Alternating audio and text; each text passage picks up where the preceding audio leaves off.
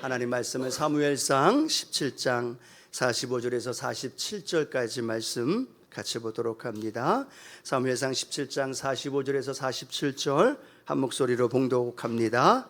다윗이 블레셋 사람에게 이르되 너는 칼과 창과 단창으로 내게 나오거니와 나는 만군의 야훼의 이름 곧 내가 모욕하는 이스라엘 군대의 하나님의 이름으로 내게 나아가노라. 오늘 야훼께서 너를 내 손에 넘기시리니 내가 너를 쳐서 내 목을 베고 블레셋 군대의 시체를 올 공중의 새와 땅의 들짐승에게 주어 온 땅으로 이스라엘의 하나님이 계신 줄 알게 하겠고 또 야훼의 구원하심이 칼과 창에 있지 아니함을 이 무리에게 알게 하리라. 전쟁은 야훼께 속한 것인즉 그가 너희를 우리 손에 넘기시리라. 아멘. 본문 말씀 안에서요, 위기를 뛰어넘다라는 제목으로 함께 하나님 말씀 나눕니다. 함께 고백할까요? 위기를 뛰어넘다. 우리의 삶에 다가오는 위기가 저와 여러분의 삶의 자리에서 날마다 뛰어넘고 또 승리케 되는 은혜가 있게 되기를 축복합니다. 이 위기라는 단어는 우리가 잘 아는 것처럼 위험할 위자와 기회 기자가 합성되어 있는 단어입니다. 이 위기라는 단어를 사람들의 인생 속에 또 신앙 안에서 또 때로는 국가적인 삶에서도 많이 고백되어지는 모습을 보게 되지만요, 이 위기 안에 특징이 몇 가지 있다면 위험과 기회가 함께 공존하고 있다는 거죠. 그냥 위험할 위자를 생각하고 위험한 상황으로 살아가는 사람이 있는가 하면 기자를 중심으로 기회를 삼아서 그 위기가 하나님의 놀라운 축복의 도구로 터닝포인트로 살아가는 사람들도 있다는 거죠. 바라기는 우리 성도님들 삶의 현장 안에 이 위기가 다가올 때마다 하나님이 주시는 능력과 권능으로 뛰어넘는 은혜가 있게 되기를 축복합니다. 또 이 위기는요, 모든 사람에게 다 다가온다는 거예요. 나만 다가올까 생각하시나요? 괜찮아요. 저도 다가옵니다. 그 어떤 사람도 모든 사람에게 위기는 다가온다는 사실이. 또 하나의 특징이 있다면 이 위기는요, 우리가 생각하지 못할 때 다가온다는 겁니다. 그리고 하나로 다가오지 않고 보통 두세 가지가 섞여서 다가오는 것을 보게 되어집니다. 이런 위기 속에 살아갈 때 우리는 어떤 삶을 살아야 할까? 우리가 사무엘상을 지난주에도 함께 말씀을 나눠봤는데요, 사무엘상에 나와 있는, 오늘 본문에 나와 있는 이 다윗의 삶의 모습 속에서 이 이스라엘의 위기를 어떻게 뛰어넘었느냐, 위기가 위기로 끝나는 게 아니라 하나님의 축복으로 바꾸었고 그 하나님의 축복의 삶을 이스라엘 삶의 현장 안에 나타났던 모습을 보면서 이렇게 꿈꾸며 왔습니다. 하나님은 우리 성도님들의 삶에 다가오는 어떤 위기가 있을지라도 그것을 뛰어넘어 하나님의 승리의 주인공들 되게 하여 주옵소서. 우리가 아멘으로 고백하지만 저절로 되나요? 그냥 되나요? 잘 안 됩니다. 그 위기 속에서 우리는 허우적거리기도 하고 넘어지기도 하고 포기하며 좌절하기도 한다는 거죠. 오늘 다윗의 모습, 어떤 모습인가를 알아보면서 다윗의 그 삶이 우리의 삶이 되기를 꿈꾸며 함께 하나님 말씀을 나눠볼 텐데요, 첫 번째로 위기를 뛰어넘는 가장 좋은 방법은 생각의 변화가 일어나야 된다는 겁니다. 함께 한번 고백할까요? 생각이 변화되어야 합니다. 믿으시면 아멘 합니다. 아멘. 오늘 이스라엘 군사와 블레셋과의 전투가 벌어집니다. 그것도 위기인데 문제가 뭐냐면 블레셋에는 장수 골리앗이 있습니다. 3m나 거의 되어지는 어렸을 때부터 장수 출신이었던 골리앗이 나와서 이스라엘 군대 앞에서 40일 동안 시끄럽게 외치고 있는 겁니다. 나와 맞짱 뜨자. 1대1로 싸워서 이기면 너희가 이긴 걸로 하고 너희가 지면 우리의 종이 되어지고 1대1로 싸우자라는 이야기를 아침 저녁으로 40일 동안 외쳐대는 그 위기가 이스라엘의 삶의 모습 속에 나타나고 있다는 사실이죠. 그런데 오늘 그 위기 속에 나타나고 있는 모습이 어떤 모습이냐? 이스라엘 군사들과 사울왕의 모습, 그 모습은 성경에 이렇게 기록합니다. 사무엘상 17장 24절 어떤 모습일까요? 함께 읽어봅니다. 이스라엘 모든 사람이 그 사람을 보고 심히 두려워하여 그 앞에서 도망하며 라고 말합니다. 오늘 17장 24절이지만요, 17장 17장 11절에도 똑같은 말씀이 반복되면서 이스라엘 군사들과 사울 왕 그들의 모습은 심히 두려워하고 있다는 거예요. 두려워하는 것만이 아니라 그 앞에서 도망하고 있다는 생각. 그러면 그들의 생각은 어떤 생각일까요? 이제는 우리는 끝났다. 저 골리앗을 누가 이기겠느냐. 저 모습을 봐라. 거인의 모습이고 창과 또 방패를 보고 수많은 이스라엘 군사들과 사울 왕을 비롯한 모든 군사들은 두려움과 좌절과 불안 속에서 패배 속에서 잠겨있는 그 군사들의 모습을 발견하게 됩니다. 심지어는 그 앞에서 도망치는 모습까지도 성경은 보여주고 있습니다. 그런데 놀라운 건 그 이스라엘 군사와 사울 왕의 모습과는 정반대의 모습을 보여주고 있습니다. 그 모습이 누구의 모습일까요? 어린 소년 다윗의 모습입니다. 군사로 모집되지도 않았습니다. 아버지의 심부름으로 우연히 그곳에 도착했지만 골리앗의 외침 소리를 듣고 또 그 마음속에 울분이 생겨지면서 다윗의 생각이 어떤 생각으로 표현되어지고 있느냐 하면 성경은 이렇게 말합니다. 사무엘상 17장 36절입니다. 함께 합니다. 주의 종이 사자와 곰도 쳤은즉 살아계시는 하나님의 군대를 모욕한 이 할례받지 않은 블레셋 사람이리이까 그가 그 짐승의 하나와 같이 되리이다. 아멘. 다윗은 뭐라고 생각하고 있어요? 그 골리앗 아무리 키가 크고 거대하고 어렸을 때부터 장소일지라도 내가 목동 시절에 곰을 이겼듯이 사자를 해쳤던 것처럼 오늘 내가 나아가면 골리앗을 쳐서 그 짐승과 같이 내가 이기리라 라는 생각이 오늘 누구의 생각이에요? 다윗의 생각입니다. 사울 왕과 이스라엘 군사들의 생각은 패배와 두려움과 불안으로 좌절하면서 도망치고 있는데 뜻하지 않은 한 소년 다윗의 생각은 그거와는 정반대의 생각입니다. 내가 나가서 저를 한 짐승과 같이 싸워 이기리라 라는 그 생각으로 가득 차 있었던 삶의 모습. 오늘 여러분, 하나님은 누구를 통하여 골리앗을 이기게 하셨을까요? 우리 너무나 그 이야기를 잘 합니다. 이스라엘의 군사가 아니라 사울 왕이 아니라 어린 소년 다윗을 통하여 골리앗을 이기게 하시고 이스라엘을 승리케 하신 줄로 믿습니다. 가장 큰 차이가 뭐냐면 생각의 차이예요. 그 현실 앞에 난 이제 끝났다. 아무도 할 수 없어. 이건 해결할 수 없는 상황이야 라고 생각이 부정적인 생각으로 안 된다는 생각으로 무너져 버려 있는 이스라엘 군사들과 사울 왕을 통해서는 하나님은 그 일을 이룰 수가 없는 거예요. 왜요? 부정적인 생각으로 사로잡혀 있기 때문에, 불안과 두려움으로 가득 차 있기 때문에. 그런데 아주 작고 보잘것없는, 싸워보지 않은, 칼 한 번 휘둘리지 않았던 어린 소년 다윗이라도 그 생각이 이길 거에 대한 생각, 하나님이 함께 하심으로 말미암아 짐승처럼 내가 나가 싸우어 이길 것이라는 생각으로 긍정적으로 가득 차 있었던 다윗을 통하여 하나님 그 일을 이루어 주셨습니다. 그럼 여러분, 하나님 오늘도 예배드리는 저와 여러분을 통해 하나님 어떤 사람을 사용하실까요? 어떤 사람에게 은혜를 주실까요? 어떤 사람을 통하여 하나님의 놀라운 일들을, 그 일들을 이루어 가실까요? 뻔한 질문에 답은 뻔합니다. 우리의 생각이 어떤 생각으로 사로잡혀 있느냐에 따라 우리의 삶이 달라진다는 거예요. 그러면 중요한 건 생각 싸움인 거예요. 내가 오늘 어떤 생각을 갖고 있느냐에 따라 오늘 이 예배가, 우리의 위기가, 우리의 가정과 우리의 자녀의 삶이 그 생각대로 펼쳐진다는 사실을 우리는 기억하여야 될 줄로 믿습니다. 그런데 중요한 건 하나님은 부정적인 생각을 갖고 있는 사람, 하나님은 안 된다는 생각으로 사로잡혀 있는 사람, 그 사람은 절대로 쓰지 않는다는 거예요. 그런데 반대로 부정적인 생각, 안 된다는 생각으로 사로잡혀 있는 사람을 누가 쓸까요? 원수 마귀가 사용한다는 사실이에요. 우리 12 제자 중에 예수님을 팔았던 가룟 유다를 너무나 잘 압니다. 가룟 유다가 어떻게 해서 예수님을 팔았을까요? 물론 하나님과 뜻에 맞지, 예수님과 뜻에 맞지 않았기 때문에 그 예수님에 대한 불만도 있었고 어려움도 있었을 겁니다. 그런데 결정적으로 그 가룟 유다가 예수님을 팔았던 것에 대한 성경은 뭐라고 기록하고 있느냐? 요한복음 13장 2절 말씀입니다.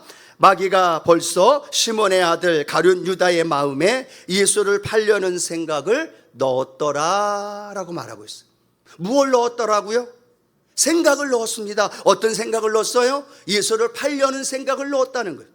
그 생각 하나 툭 넣었더니 가룟 유다가 어떻게 해요? 넙죽 받아 먹는 겁니다.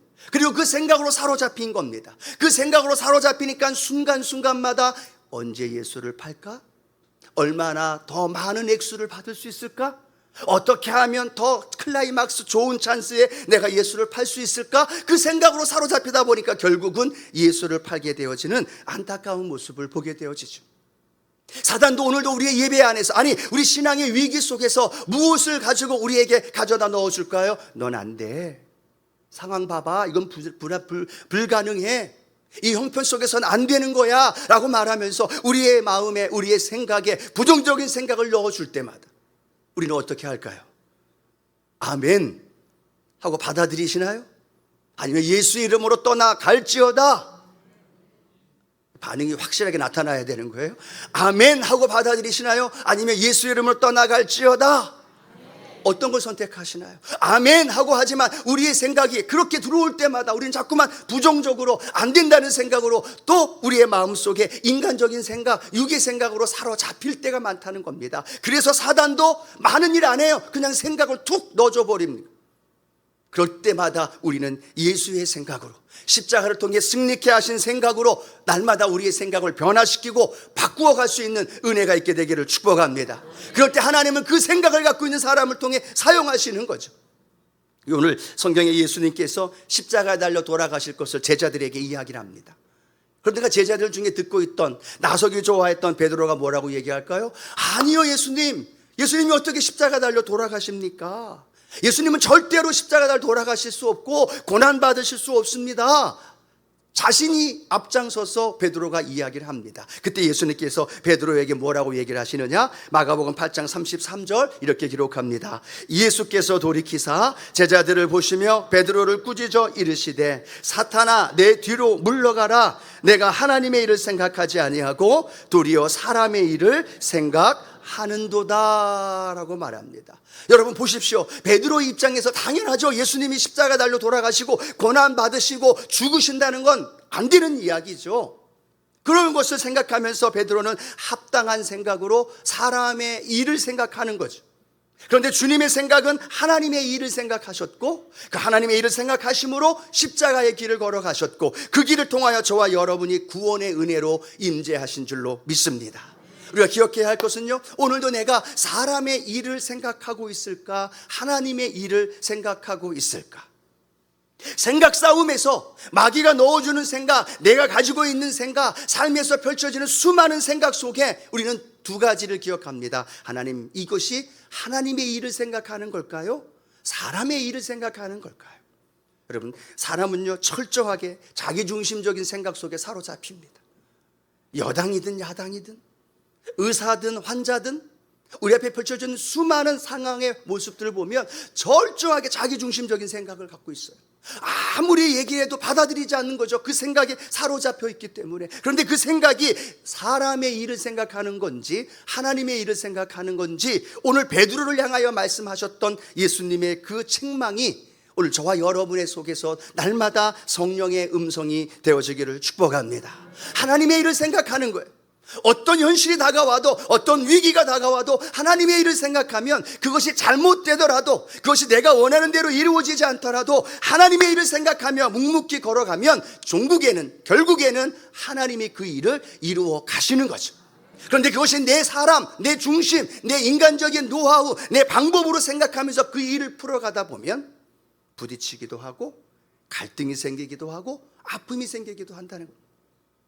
그렇기 때문에 그 안에 사람의 일을, 아니 하나님의 일을 생각하면서 그 생각이 하나님 앞에 사로잡혀 있어서 하나님의 생각으로 오늘도 그렇게 믿음의 길을 달려갈 수 있는 우리 믿음의 성도님들 되어지기를 주님의 이름으로 축복합니다.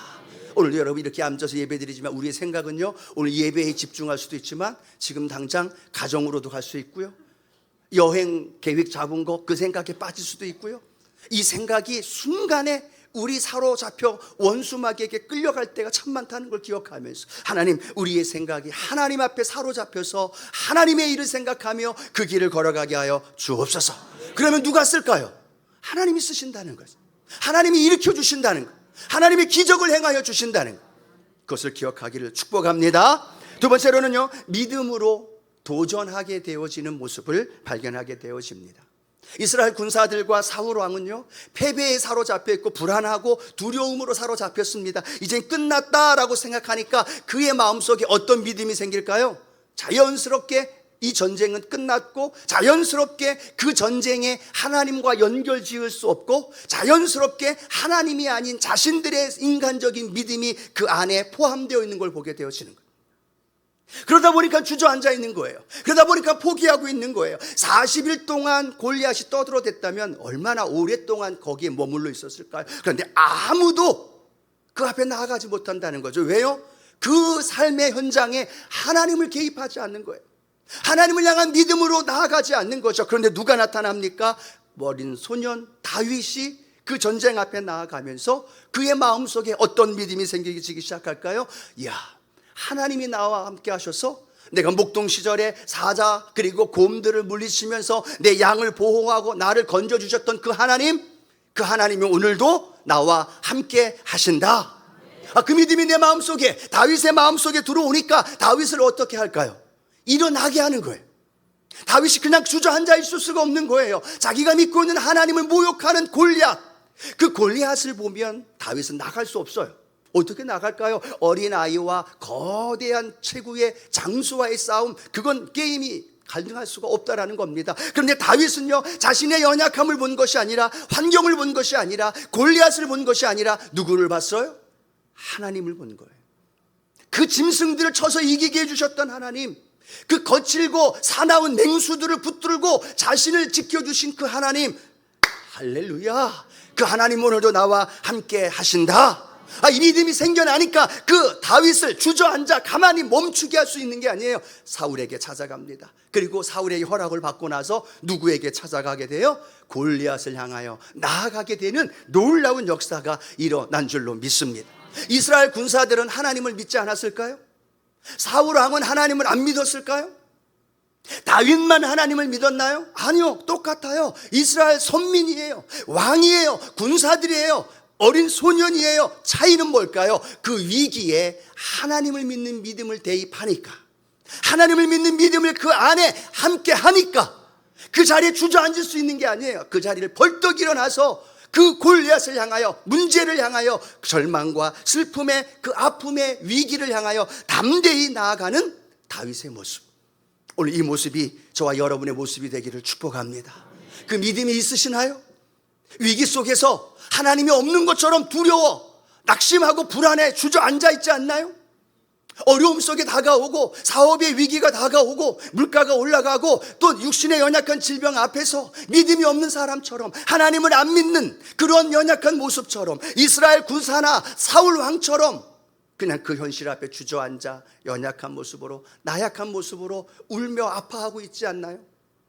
하나님이 이렇게 말씀합니다. 오늘 그 하나님이 나와 함께 하심을 믿는 다윗을 향하여, 그리고 그 하나님이 함께 하심으로 내가 골리앗을 싸워 이길 것에 대한 분명한 믿음을 가지고 나아가는 그 다윗을 향하여 하나님 뭐라고 외쳤을까요?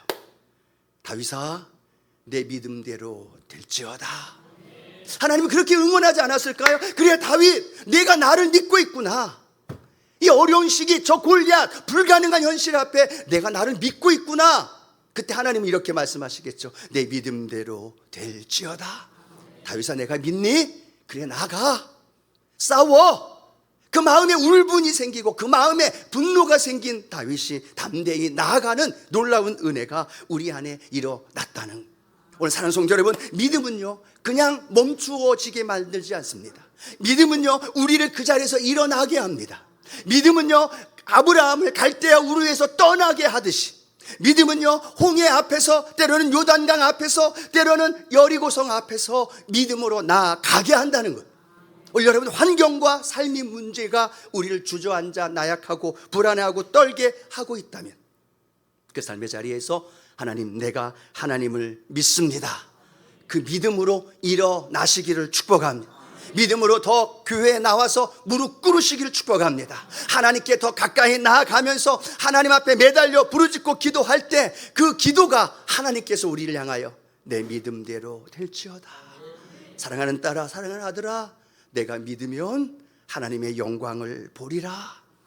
그 믿고 나아가는 삶의 자리, 하나님께서 놀라운 일들로 이루어 주십니다. 가끔씩 이렇게 성도님들하고 대화하고 나누다 보면 믿음의 삶의 도전은 참 주저하는 모습을 많이 보게 돼요.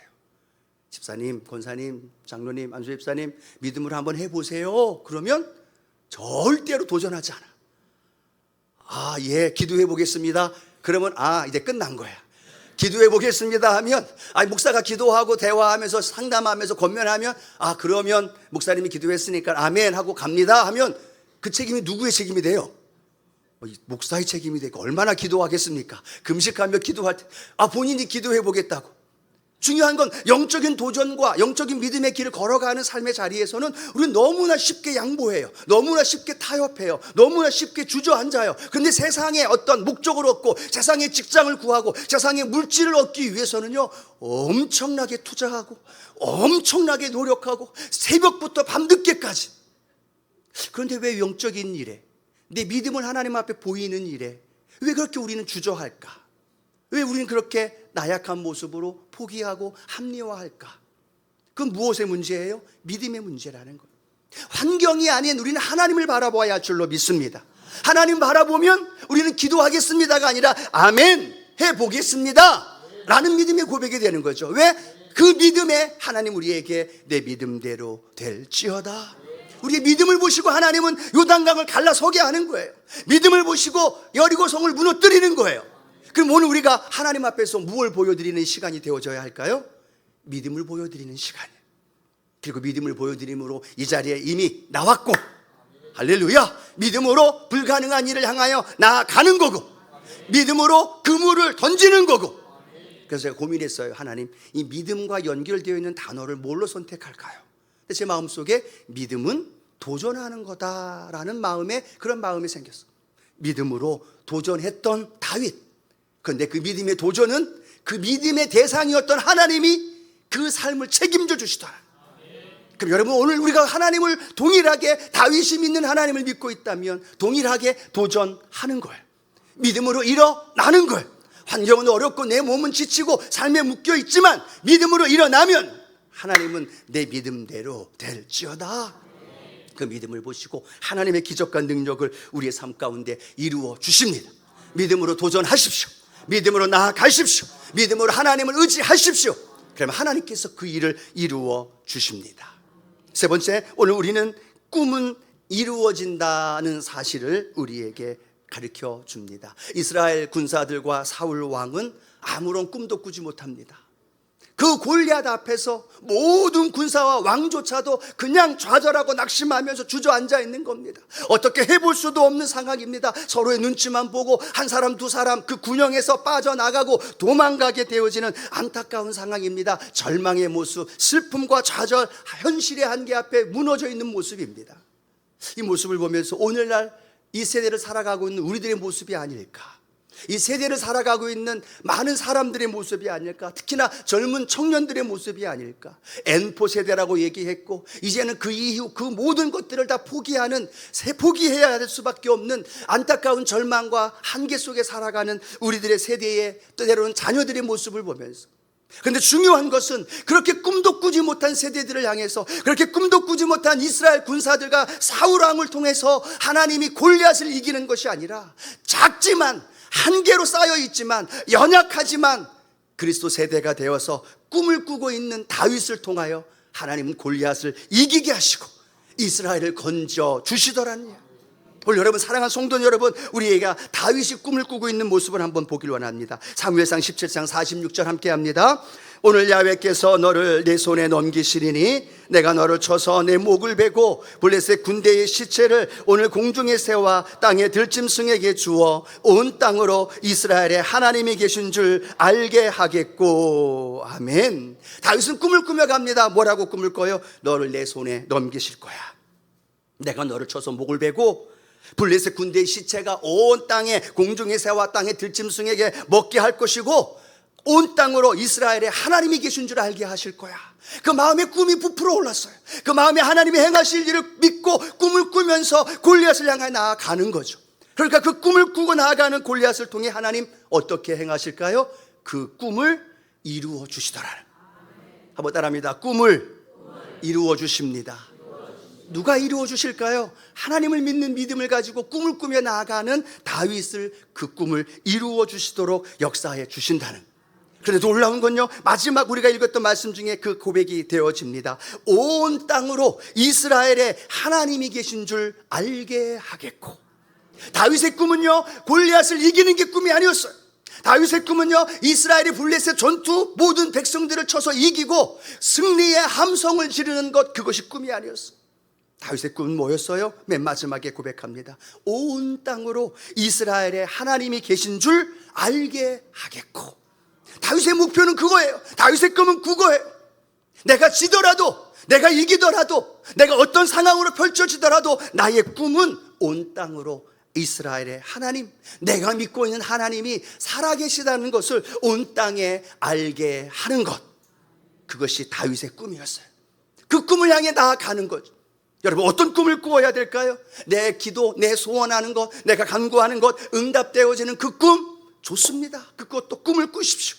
그러나 그 꿈이 이루어지지 않는다 할지라도, 그 꿈이 다른 꿈으로 연결된다 할지라도, 우리의 삶의 꿈의 가장 최종 목표는 하나님이 영광 받으시는 것, 하나님이 살아계심을 알게 하는 것.